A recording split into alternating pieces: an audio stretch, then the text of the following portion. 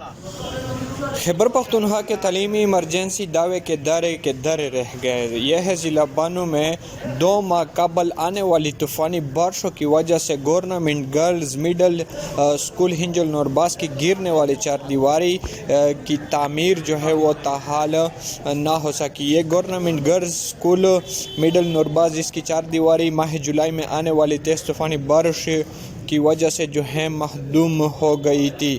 School کی 4 دیواری نہ ہونے سے 50% حاضریوں میں کمی آئی ہے۔ جو باقی طلباء اسکول آتی ہے وہ بھی گرمی میں اپنے کلاس میں محصور رہنے پر مجبور ہے، جبکہ اسکول کے دوسرے کونے میں موجود اپنے واش روم تک نہیں جا سکتی۔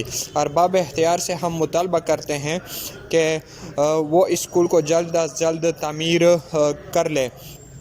کچھ عرصہ قبل ہی خیبر پختونخوا کے وزیر تعلیم فیصل حسن ترکائی نے کہا تھا کہ خیبر پختونخوا میں صوبے میں خواتین کی شرح خواندگی بڑھانے کے لیے اور ان کی تعلیمی سہولیات کی فراہمی کے لیے انقلابی اقدامات کر رہے ہیں، لیکن وزیر موصوف جو ہے شاید زمینی حقائق سے لاعلم ہے، اور ہم مطالبہ کرتے ہیں کہ ان بچوں کو اپنا حق دیا جائے، تعلیم دیا جائے، کیونکہ بنو جو ہے بہت پسماندہ علاقہ ہے، اور خدارہ اسکول کی تعمیر جو ہے جلد از جلد مکمل کی جائے۔ اور اس طرح بہت سارے اسکول ہیں جو دیہاتی علاقوں میں ہیں، وہ ٹوٹ پھوٹے ہیں، 4 دیواریاں نہیں ہیں، اور بچے یہاں کے جو ہے وہ تعلیم سے محروم ہیں۔